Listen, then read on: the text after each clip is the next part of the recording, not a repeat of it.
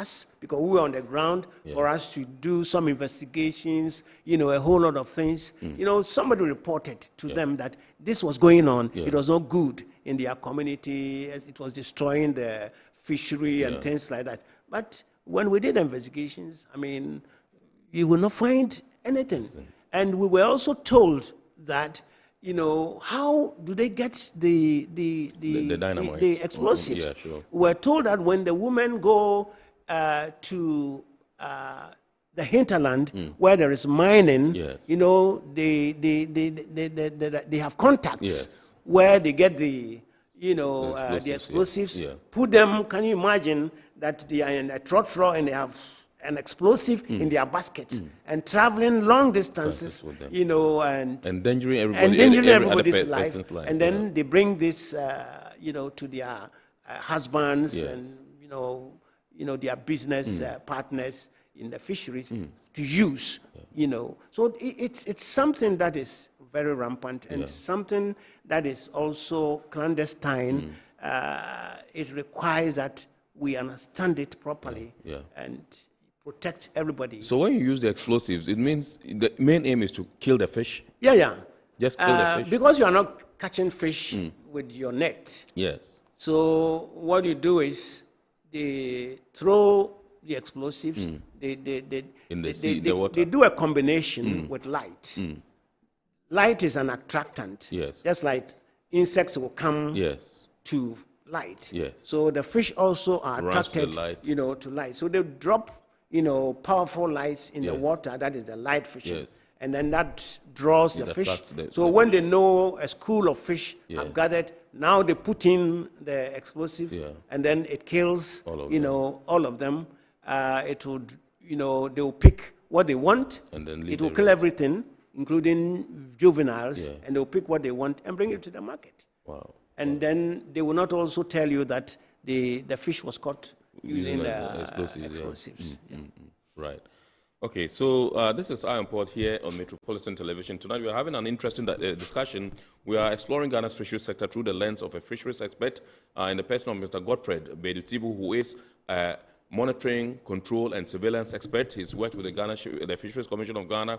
He's worked, with the Food and Agriculture Organization of the United Nations and, elsewhere. He's an expert in his own right. He's an astute industry person who recently came up with a book. He told us bits and pieces. That's the name of the book. And this is a compendium of articles he wrote whilst he was in his working life. And we are sharing some insights on the sector and what our challenges are. When we return, we're going for a break. When we return, we'll take a look at what he thinks are our foremost challenges as far as the fisheries sector in the country is concerned. Please stay with us.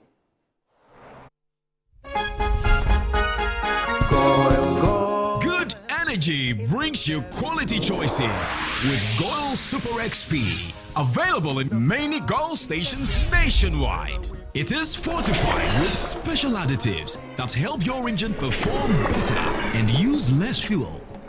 Branch into a Goil station today and energize your ride with Goil Super XP, compatible with most vehicles. Goil Super XP, Wufilia, huh?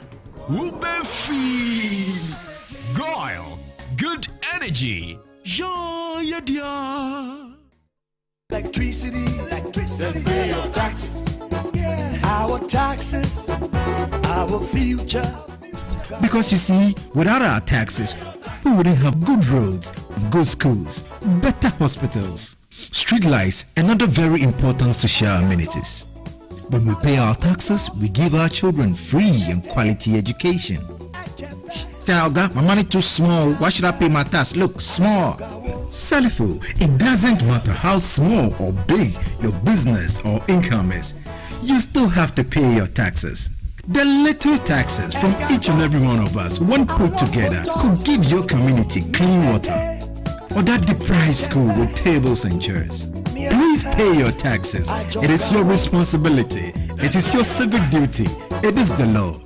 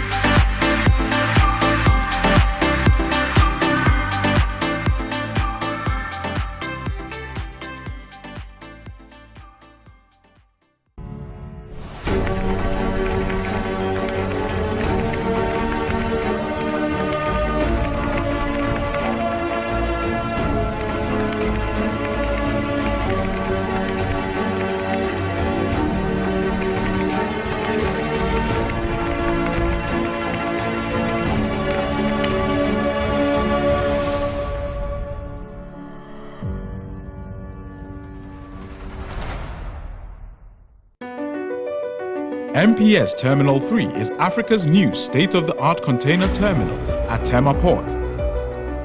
For manufacturers, agro-processors and traders, the new port means business can be done faster.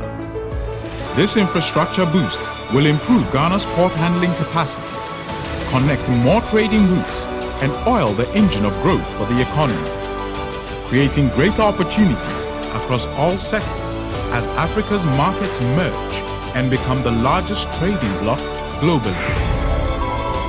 MPS, we connect, you thrive. Business and life can be like the sea sometimes. Sometimes serene, sometimes calm, sometimes turbulent, and at times it brings the unexpected. However it is like, trust Phoenix Insurance for your home, car, business, and marine insurance needs. Call 0302-246-319 or 0243-690-492. At Phoenix, you experience a delightful service delivered with wisdom. All right, welcome back. This is Iron Port once again, and tonight we are exploring the fisheries sector in Ghana through the lens of a fisheries guru, our fisheries expert, and the person of Mr. Godfred Tibu, who is a monitoring, control, and surveillance expert in the fisheries sector. Like I said, he's worked with the Food and Agriculture Organization, he's worked elsewhere, and then also with the Ghana Fisheries Commission, rising through the ranks to become a director of monitoring, control, and surveillance, and also at one point in time, he was the regional director for the Fisheries Commission in the Western region. Mr. Bedu Chibu, let me find out from you. I said when we return from the break, I was going to find out from you what you think are Ghana's foremost challenges in the fisheries sector. If you can list 2 or 3 of them, and let's see what they are and what we can do to, stem the tide. I think one of the key challenges, overcapacity. When I say overcapacity, it means we have too many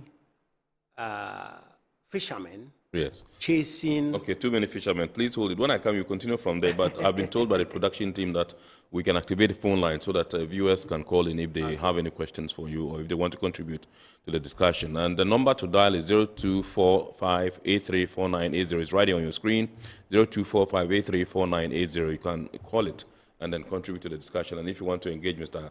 Bedu Tibu, he's also in the studios, you can do that. Yes. Go on. Yes, please. All right. Right. Yeah, so I was talking about overcapacity, which means too many fishermen. Right. Too many boats chasing few fish. Yes, in the sea. Yeah. That is where we are now. Do we have the numbers? I think for the canoes, yes, we are talking about 14,000 canoes. Yeah. In fact, we can. That's across coastal Ghana. Yes, across the 4, coastal regions. Yeah. And we have not even brought in the inland, the Volta Lake, the other, So overcapacity, too many. Yes. What has happened over the years is that there has been, a drastic increase. A drastic increase in the numbers. Capacity, in the numbers. In the numbers. To the extent that now, if you look at how much fish we are landing, when you compare that to, let's say, 20 years ago, yes, that is about the same, quantity of fish quantity of fish. Yes. But now look at the number of fishermen, the number of boats that are catching the same quantity of fish as against the fish that was caught 20 years ago. With fewer, boats. Yes. It means that as far as, productivity is concerned, that has declined very, very drastically because you have too many of them catching the same fish they were catching about 20 years ago. Profitability. I think they are doing business. They want, I said, fisheries, we get some livelihoods, incomes, and things like that. So when you have too many fishermen, it means whatever they are catching is small. Absolutely. Meanwhile, the effort is the same. And even now, you have to travel, farther. Yeah. You have to travel Your farther. expenses also Your increase. expenses, as far as fuel, labor, etc., Yes. has increased. So what you are getting, is so small. Yeah. And you find that government is subsidizing, as I've mentioned, fuel, for instance. And when you subsidize, they are happy. Yeah. Perhaps they are not buying fuel at that, as everybody is buying. Sure, But then at the end of the day, that fuel does not produce more fish. Yeah, sure. Because it's a capacity thing. Yeah. This room has a certain capacity. You can bring in people, but at a point, you can't continue to bring people in here. That's true. So the same applies to, our oceans. Yeah. They don't expand. I mean, they are not expanding so that you say that, over the years it is expanding, so the quantity of fish will expand. Yes. That is not the case. We have issues of climate change, for instance, which, work against, fish production because temperatures are increasing in the ocean. The tides and all those things, is because the temperatures are increasing and it's affecting the fish. So the fish cannot produce as previously. Yeah. So if fishermen population have increased, now the fish themselves are not producing enough. Yeah. It means what they are getting at the end of the day, so there is overfishing. Absolutely. Overfishing. We are catching more than necessary. That will allow the fish to, rejuvenate, themselves. And that is why there has been the need for close season. I was going to come to that. Your views on the close season. We've had close season since 2016. And, all the fleets, artisanal, that is the canoes, the semi-industrial, the trawlers, and even tuna. Yes. Tuna, they also have a close season in January and February of every year. Yes. So we'll come back to the close season. And but I understand we have Mr. Kwesi Mensah, who is calling us from Kasua. Good evening, sir. Okay. Yeah, good evening. Yes, sir. Please, how are you doing? We are well by His grace. We hope you are doing well too. We are fine. Great. We are. Please go ahead. Yeah, I am enjoying the program, and I want to really congratulate you. Thank you, sir. Actually, I'm in agribusiness. Yes, I'm in agribusiness, and looking at what your resource personnel. Yes. What your resource personnel is explaining over there. Yes, sir. Then I think we should really empower the people to grow their own fish. I'm explaining. They can venture into catfish production, for instance, because this can help. Because the growth of our population. Yes. Yeah, as we are getting, a time will come, the fish even in our seas cannot be sufficient for us. Yeah. So to alleviate that, I think we have to really, the ministry has to do well to also promote like domestic farming of fisheries like catfish, like tilapia, so that at least at the household level, people can also grow what they need. Right. I think it will put less pressure on the, how do you call it, with the problem that we are facing. Right. Awesome. Brilliant contribution there. Thank you very much, Mr. Kwesi Mensah from Kasua. Yes, and I think he has, the suggestion is quite brilliant, because nowadays I think the catfish farming is something that's picking up. Initially, I think tilapia used to be the age, but now I think that the catfish is coming up much more strongly. We want even other species. And that's quite expensive. There's a lot of money in it. Yes. You go to buy one catfish at 200 Ghana cedis. Oh. A sizable one, 200 Ghana cedis, they prepare it for you. And you can, so, I mean, imagine the kind of money people are making from yes. if you have... It has to be promoted. Absolutely. And I think the ministry, the Fisheries Commission, they are doing that. Right. The problem with aquaculture is that, now it's not like wild fish, which is in its environment, Exactly. it is feeding Yeah, sure. on itself. And You would have to things feed like that. it, yeah. You have to provide, you have to look for a space, etc. But it is doable. It is something that is doable. But it also has environmental implications, because what you feed the fish with is fish. Yeah.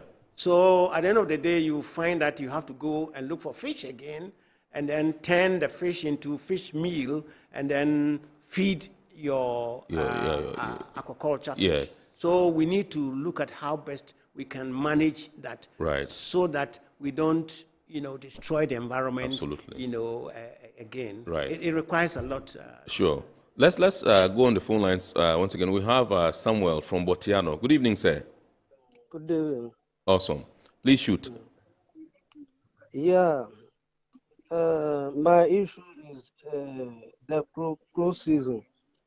Close season come, they let the patrolling people who are bigger vessels go to the fishing. Can you speak up a bit, sir? I'm saying that they let the patrolling, the bigger vessels. Patrolling. Maybe patrolling. Right. But the smaller one doesn't go. Then that is worrying me about that thing. And moreover, the season is supposed to get more fish. That season, they close the sea. So that's my problem. The last bit, I didn't get it. Did you get it, Mr. Bedutibu? Can you come up with the last bit, please? I'm saying that yes. The close season, they let the bigger vessel go to catch the fish. The close season. The smaller vessel, they are not going. You understand me? But hello, Sammy? Hello? Yes. Are you done? We can hear you. Yeah. Okay, all right. Thank you. All right. I think you Yeah, I got some snippets of it. But I think he's talking about the close season. Yes. Vis-a-vis the bigger vessels. Vessels, absolutely, and yes. As I mentioned, all the fleets now participate in the close season. Right. For this year, for instance, the canoe fishermen, the semi-industrial, I think they had theirs July, the month of July. Right. The entire period of July. Yeah. 1 month. And then for the trawlers, I think theirs was from July, 1 month, and then August. Right. I think so. It was 2 months. Okay. I'm mixing the dates. Yeah. But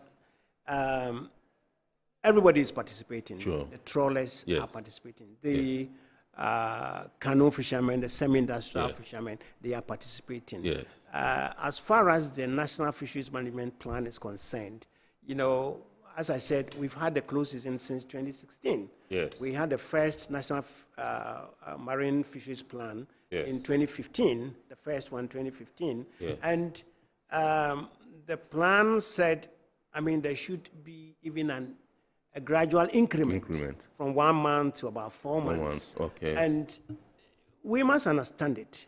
Yes. Okay, we must understand. Hold it. When we come, we continue from there, sir. We understand. We have Francis Ajay from Teshi. Good evening, sir. Yes, sir. How are you? Very well, thank you, sir, Mr. Ajay. I hope you are doing well too. I enjoyed the program. Oh, awesome. Please go ahead. I want to know how the. Good evening, sir. How are you? Very well, thank you. I'm fine, sir. I'm fine, sir. Can you speak through the phone and not listen to the TV? I want to know about why the prices go and the prices go on. Why the what? What will go on? Okay. What will go on? Mr. J.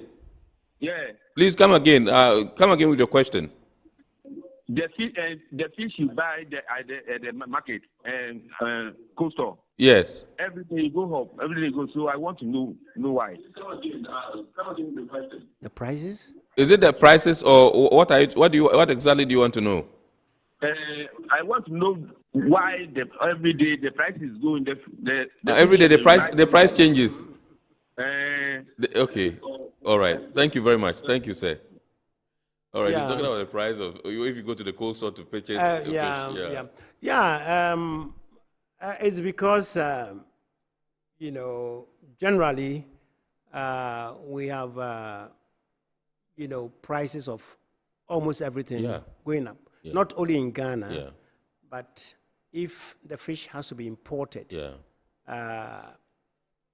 freight charges, even the price of fish internationally has gone up, and transportation in every form has, electricity for keeping the fish, in the fridges, everything has gone up. Labor has also gone up. So it affects the price of fish, whether it is imported, whether it is produced locally. So that is why we think that what we have, we need to be able to protect them, so that we don't go too far away to bring fish. When they are protected, we can have them in abundance. Now there's a decline, but if we're able to do the close seasons well, we stop using illegal, fishing, then it means we are able to get the fish from our own waters, good sizes, etc. So let's go to the central region. We're going to commend that this time around, and we're going to speak to Theophilus. Good evening, sir. Yeah, good evening, sir. Yes, sir. Please go ahead. I would like to find out from Mr. Kibu concerning issues in terms of livelihood that can be established in the coastal areas to ensure that at the end of the day, you'll be able to reduce the number of people who go to fishing. Yes. Because from the explanation, the number of people who are now fishing are more than. So this means that there should be alternative livelihood that should be sustainable. Right. It will continue like that, and the population too is increasing. Absolutely. So, per his experience, what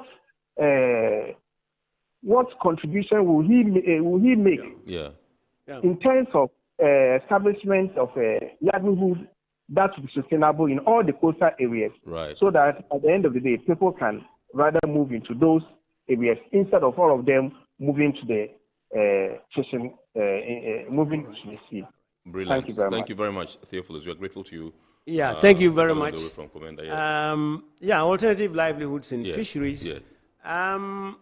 It's a very difficult thing as far as fishermen are concerned. Yes. Because fishermen like their fishing. They always want to fish.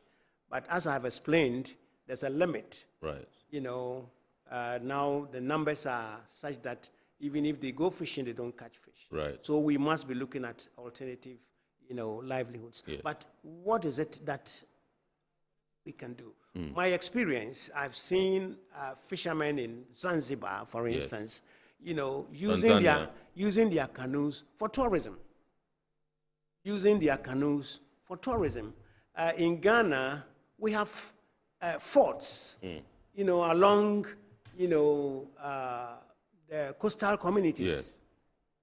People drive by car to maybe Elmina, to Cape Coast to visit maybe Elmina Castle or whatever it is. And we can do similarly underwater. Right. We can do similarly. We can do similarly on the water. When we can continue from there. But let's go to Teshi once again and pick Mr. Kwao. Good evening, sir. Mr. Kwao, good evening, sir. Good evening, sir. Yes, sir. Please go ahead. Well done. I want to join your program. Please, yes, you are on the program already. Please, I said, let's assume that everyone is farming. If everyone is farming, because of that, we can't get food. No, I don't feel that is the way. I feel that the Ministry of Agri is there. We have to work for it. We should not depend on the ocean fishes. No. let the Ministry of Agri, let us get our own fishing pond. You see, everywhere inland fishing, so that we can grow it. When we grow everyone, when we grow more fish, we'll get for fish to eat. You see, because the ocean is for the whole world, and the fishes, they travel. You see, the fishes, they travel. Yes. When they come to your yard, you get them. Yeah. When they don't come, you don't get them. Yeah. But when we fish, we make our own fishing pond inland, and we are fishing on it, we'll get fish all the time. Yeah. See, so that is what I want to continue. Thank you very much. Thank you very much, Mr. Kwa. We're grateful to you for your call. Yeah, so he's also talking about aquaculture, farming the fish. Yes. Yeah, I think we should be able to do that, expand it. Right. And I mean, you can have a pond, even in this room where we are. Yes. You can have a tank with water with a fish in. Absolutely. There's no problem about it. Yeah. I think there must be a way to be able to do it. You know, the same way maybe government subsidizes, let's say, fuel. I think government can also subsidize, you know, aquaculture, so that people can go into aquaculture. Yeah. And then, as he's saying, we can have a lot of fish coming from aquaculture. Right. Yeah. We'll continue, but let's do some messages now, because we are running out. We have barely 5 minutes to go. This one is from Aku in Keta. Aku says, hello, I am Port. This conversation is very enlightening. It's inspiring to see a book like Bits and Pieces Connect Ghana's Fisheries Challenges with Actionable Solutions. I hope this sparks real change in policy and community actions. This one says, kudos to Mr. Beduchibu for this revealing documentary. He just touched on overcapacity. What pragmatic steps can the new government take to address this issue of overcapacity without hurting the livelihood of Ghanaians? And I wonder if closed season is a sufficient remedy. Mike in Tema sent in this one. Would you prefer a response before we continue? Yeah, closed season is important. No, it's a conservation and management measure. Right. It's just like you are sick. Doctor says, take this medicine. Yeah. But the medicine, though it will help you to live, it has side effects. Yeah. So whilst we want to do closed season, let's understand the issues surrounding closed season. Yeah. You know, how can we support these fishermen to be able to stay away from fishing? Right. Because if they don't stay long, you don't see the effect. Absolutely. Even now, the Fisheries Committee for the West Central Gulf of Guinea is, getting the other, neighboring countries to also, go into closed season. Yeah. So this year's, for instance, I think Cote d'Ivoire was part of it, and Togo was part of it, because the fish is shared, the stocks are shared. So we cannot do away with closed season. Yes. It's very, very, very necessary to revive our fisheries. But then it comes with, these other issues which the government must pay attention to. And then fishermen must also stop using illegal fishing. Yeah. Because you were using illegal fishing before the closed season. Yes. Now, after 1 month, 2 months, you go and attack them again with the same illegal fishing. Yeah. So when do we expect the fish, Right. To rejuvenate Absolutely. for us to catch them? Absolutely. Yeah. Right. This one says, hearing about the personal reflections in the book makes it even more relatable. The human element you've shared, Mr. Beduchibu, is a powerful reminder of how these issues affect all of us. Yeah. Best wishes on this book, Bits and Pieces. How can I get one? Yes. Yeah. The book has just come out. What I'm doing now is you contact me. Right. And then you can have it. Okay. I'm working to get them into the bookshops. Yes. I believe that as we have talked about it today, Yes. It will become easier. I thought it was easy getting your book into the bookshops. Absolutely. It's not But that easy. the dynamics but are different. for now, you can contact me. Okay, so the production team will furnish him with your number. With my number. And I'm sure he would give you a call. That's Matthew in Ashaliboche. All right. Joe from Teshi says, I've seen parts of your book, Mr. Beduchibu. You mentioned the impact of illegal mining on... Oh, come on, let me get this right. Yeah. I've seen parts of your book, Mr. Chibu Dako, Mr. Bedi Chibu. You mentioned the impact of illegal mining on marine ecosystems earlier. As a concerned Ghanaian, how do we balance the need for economic activities like mining with the protection of our environment and fisheries? Yeah, I think one solution should not be a problem for solution in one sector should not be a problem in another sector. I mean, there are rules, there are standards, there are whatever. Absolutely. For doing mining, for doing fisheries. And I believe that if those are followed, diligently, we should be able to mine without destroying our water bodies, and then we'll get, the minerals, to support the economy. Yeah. Frank Inamasaman, that's the last message we're going to be taking. Frank Inamasaman, he says, Mr. Bejutibu, as someone who has worked with the Fisheries Commission for over 30 years, what do you think has been the biggest barrier to building the Commission's capacity to effectively implement policies and enforce regulations? And what practical steps can be taken now to strengthen its ability to manage Ghana's fisheries sustainably? That's the last one. You have barely 1 minute to profile a response and we wrap up. Yeah, I think it's a human institution, so we need, one, to recruit, qualified. It's a science-based. The core business is science. Yes. Fisheries, zoology.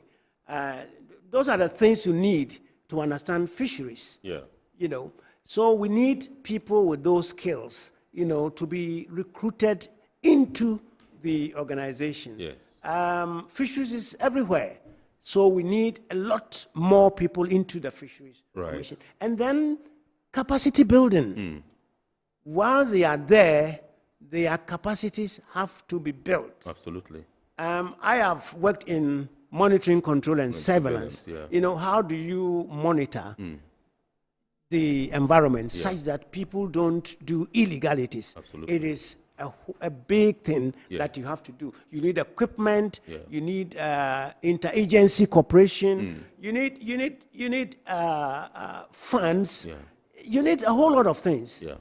We've had situations where even observers, sometimes get missing. It's all part of making sure that we have a hold on fisheries. Absolutely. But it is something that we need to work at. Government has to invest because fish. I think according to World Bank, it says our fisheries, is valued around $1 billion. $1 billion. So something that is valued at $1 billion, I think every year you should be able to spend about a quarter of $1 billion, to make it work. Exactly. To make it work. Awesome. All right. So Mr. Godfred Bejutibu is monitoring, control, and surveillance expert in the fisheries sector. He's worked for the Fisheries Committee for the West Central Gulf of Guinea. He's worked at the Fisheries Commission, rising through the ranks to become director. And he's also worked for the Food and Agriculture Organization of the United Nations. He's the one we've had our discussion with, exploring the Ghana